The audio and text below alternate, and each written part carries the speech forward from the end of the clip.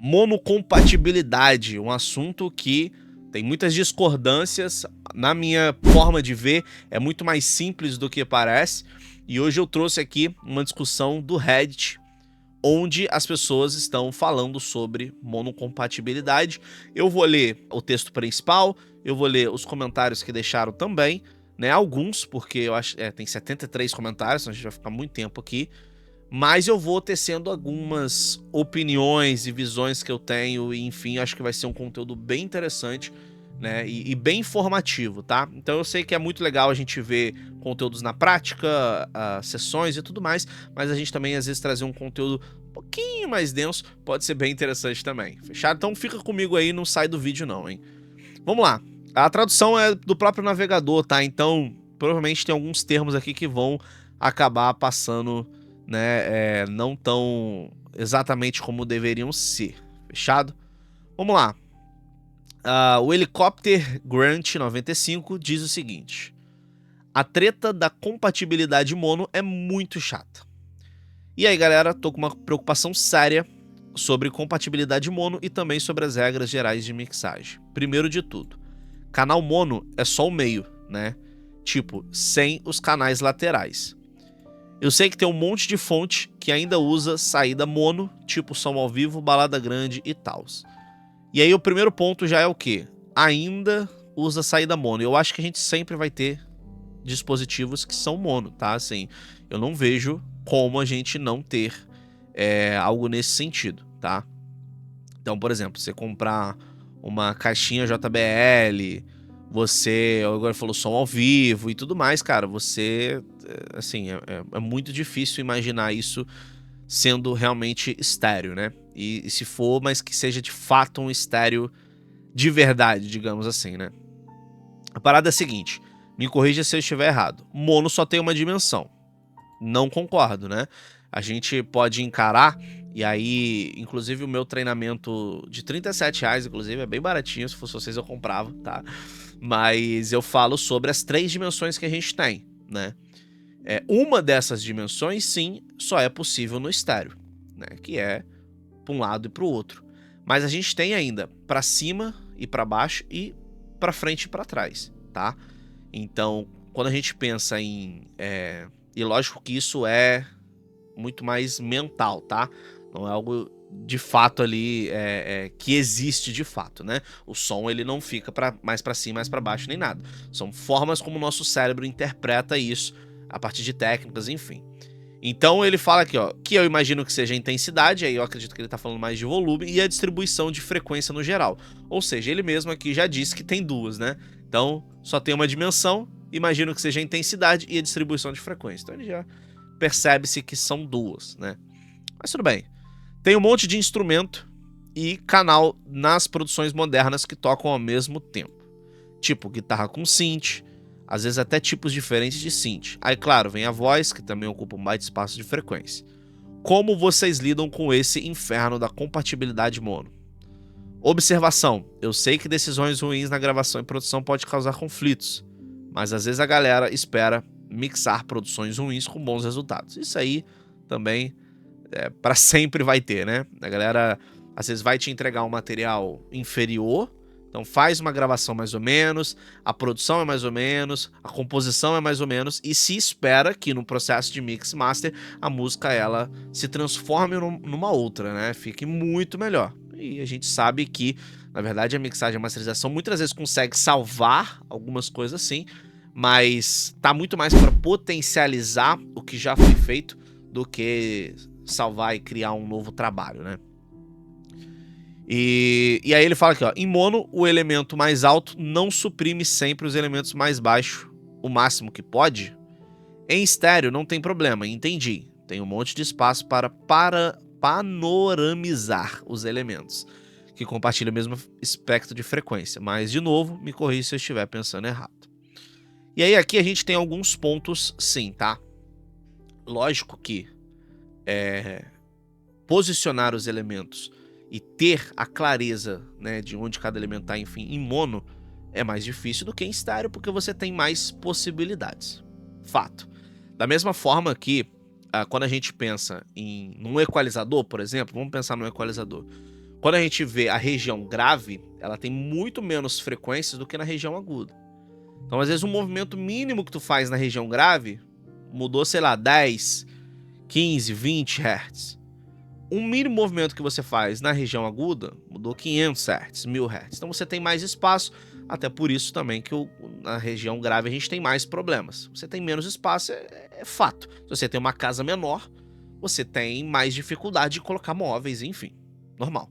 Então, óbvio que o mono, por ele ter uma restrição de espaço, você tem mais dificuldades. Mas assim, quando a gente para pra pensar, o estéreo tem toda essa facilidade também, sabe? No estéreo, ainda assim, a gente não tem que entender quais elementos vão mais pra frente, quais elementos vão ficar mais afastados, quais elementos vão aparecer mais, quais elementos vão aparecer menos, saca? E principalmente quando a gente pensa... vamos pensar numa mix mais pop, tá?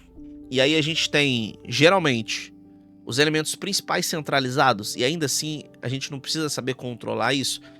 Então, assim, claro que o mono tem suas dificuldades, mas eu não acho, não encaro como, né, igual o cara falou aqui, um inferno, como pode parecer ser, tá? Se a sua mix soa sem clareza e sem profundidade, se liga nisso aqui. Eu criei um mini treinamento simples e visual que te ensina a posicionar cada elemento da sua mix nas 3 dimensões. São 38 minutos de aulas e ainda vão com 2 bônus exclusivos para você aprender a vender mais o teu serviço. Tudo isso por apenas R$ 37,00, pagamento único, tá? Não é assinatura não. E o acesso chega imediatamente no teu e-mail. Clica no link da descrição e garanta teu acesso agora. Vamos ver os comentários aqui, o que eu acho, enfim. A compatibilidade mono é algo a ser buscado, mas não em detrimento da música, na minha humilde opinião. O conselho que me deram foi apenas garantir que a música soe tão bem mono quanto em estéreo, e que nenhum dos elementos vitais da mixagem seja muito afetado. Por exemplo, um pad de baixo estéreo super amplo que quase se cancela em mono, ou um vocal com 2 faixas, com pan bem aberto, com problemas de phase em mono. Por exemplo, né, o que ele quis dizer é o seguinte: quando a gente tem elementos muito... igual ele falou, vitais, né? Eu acho que é um bom termo, tá? Elementos principais, né? A tendência, né, que a gente não queira sumir eles em mono, né? Então, por exemplo, por isso que, igual eu falei, a gente normalmente coloca os nossos elementos principais, e aí estamos falando principalmente de baixo, kick, caixa e voz, né? Voz principal, né? Geralmente em mono, tá? Você pode ter sim efeitos, por exemplo, você pode colocar um reverb numa caixa, pode colocar um delay numa voz que vai ficar de um lado para o outro, qualquer coisa nesse sentido. Mas o principal, a voz mesmo ali, né, o sinal principal da caixa, enfim, ele predomina no mono, né? Então na minha visão, é isso aqui, tá? Quando eu vou mixar, quando eu tô, né, estruturando ali, definindo o que vai para um lado, o que vai para o outro, definindo o que é mais prioridade ou não, eu penso literalmente isso. Eu tenho alguns elementos que eles são fundamentais que eles apareçam, tá? E na maioria das faixas, os elementos que mais vão aparecer ali no mono são ali uns 5 elementos principais, 6 elementos principais. E aí eles eu me certifico de estar muito bom. Mas eu entendo, tá? Na hora que eu tô mixando, que a experiência de quem vai escutar em estéreo vai ser melhor, tá? Eu, por exemplo, já ouvi diversas mix excelentes que em mono, elas obviamente elas não têm tanta emoção, tanto impacto, tanta imersão quanto no estéreo. E não vai ter. Eu não vejo que tenha como ter.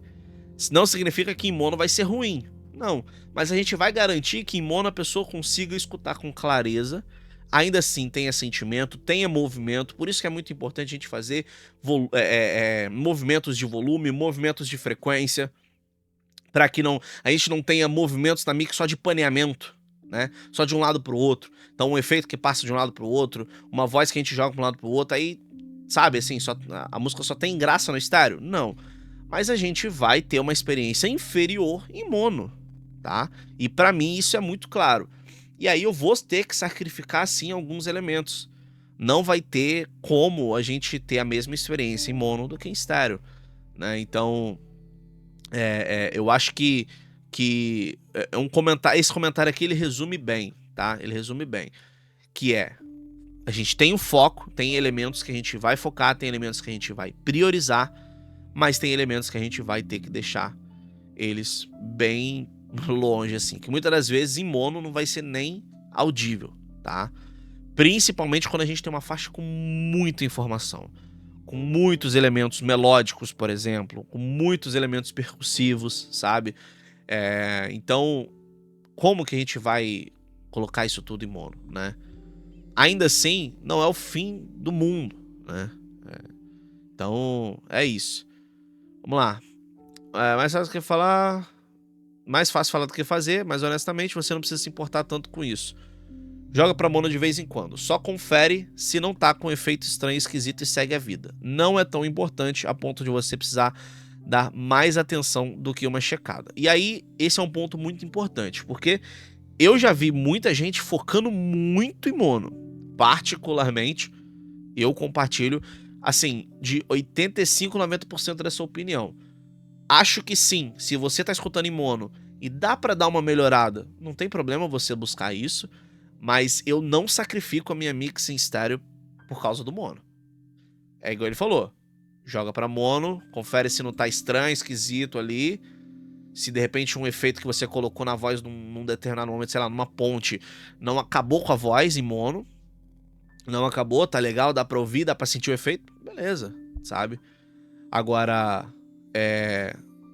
Não, eu, particularmente, não vou sacrificar, e eu acredito que nunca vou mudar essa opinião, não vou sacrificar minha mix em estéreo por causa do mono, tá? Não vou sacrificar. Lógico que são importantes, igual ele falou, uma balada, num show, num evento, ou até mesmo num JBL, qualquer coisa nesse sentido, é importante. Tá? Eu espero muito que a minha mix soe bem nesses lugares também, tá? Mas às vezes a gente se preocupa, a pessoa pode se preocupar tanto com o mono, como que ele vai soar em mono, e às vezes não confere se o grave tá legal nos dispositivos menores, por exemplo. Então às vezes você tem um grave que tá todo embolado, mas você tá preocupado mais com o mono, e particularmente, na minha visão, é uma prioridade muito maior você ter o grave, vamos dizer, um grave não embolado, né? Simplificando o raciocínio. E não, mono é L mais R. Você tá confundindo com mid-side. O que separa é que o que é ouvido dos dois canais com o que é ouvido em cada canal individualmente. É uma forma diferente de processamento e nem é relevante para sua preocupação aqui. Edit, sim. O mid em mid-side é a soma mono, mas sem os sides no contexto específico de mid-side. Tá, isso aqui não agrega pra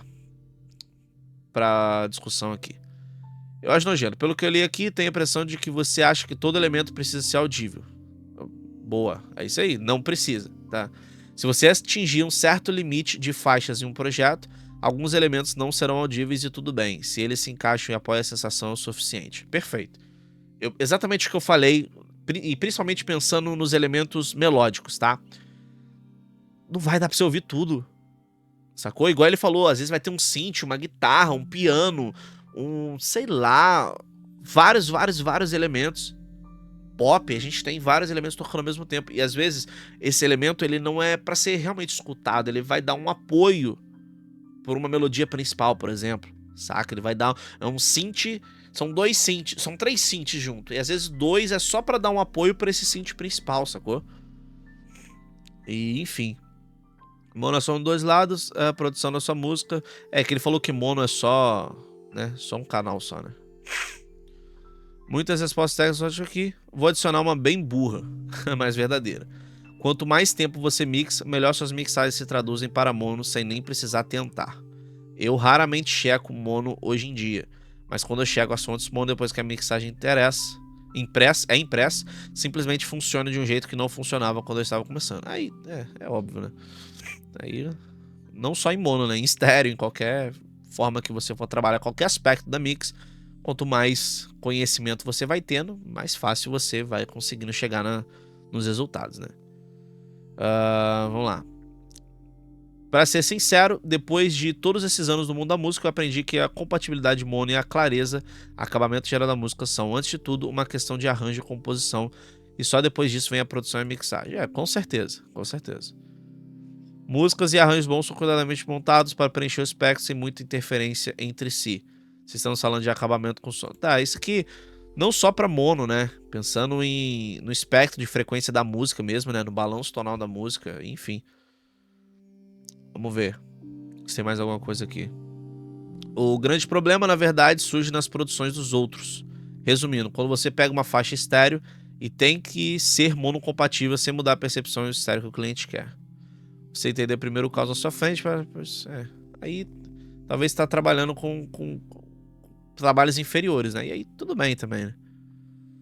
Vamos ver. Os elementos de uma mixagem são diferenciados por pitch, timing, amplitude, timbre e posicionamento espacial. Tira os 5 e você ainda tem 80% do que importa. E é isso, é exatamente esse raciocínio que eu tinha falado. Parece até que eu tinha lido, né? Eu vou confessar aqui pra vocês que eu não li nada, tá? Eu só tinha começado a ler aqui a discussão, né, principal, mas os comentários eu não tinha lido. E isso aqui que ele falou é de fato, foi o que eu falei. As pessoas tendem a demonizar o mono como se mixar em estéreo também fosse fácil, né? Como se assim, não, estéreo é tranquilo, não tem nenhum problema, o problema é em mono. E não, né? A gente perde, sim, um espaço, vamos dizer assim, grande, mas ainda assim você tem tantas outras coisas, por isso que eu falei, não é só brincar também com automação de um lado pro outro, paneamento, esse tipo de coisa, sabe? Brincar com automações de frequência, automações de volume, isso dá movimento também pra música em mono, sacou? Então, é isso. Muito bom, achei essa discussão interessante. Tem comentários dentro de comentários, respostas, enfim, mas eu acho que pelo que a gente viu aqui, já deu pra sintetizar bem o assunto e falar o que eu penso, enfim, fechado? Eu espero que tenha agregado de alguma forma. Tem uns links aqui embaixo se você quiser aprender comigo. Também tem meu Instagram, tem vários links aqui. Se fosse você, eu dava uma olhada, que tenho certeza que algum faz muito sentido para você. Tem meu curso de mix, tem um treinamento de 37 que a gente fala, inclusive, sobre essas dimensões e conecta muito com esse assunto de hoje. Se eu fosse você, eu entrava aí, tá? Antes que a gente sobe o preço. E é isso, espero você no próximo vídeo. Se você ainda não é inscrito, se inscreve no canal. Deixa um like nesse vídeo, deixa um comentário também o que você achou, tua opinião sobre monocompatibilidade. Tamo junto, é nóis e tchau.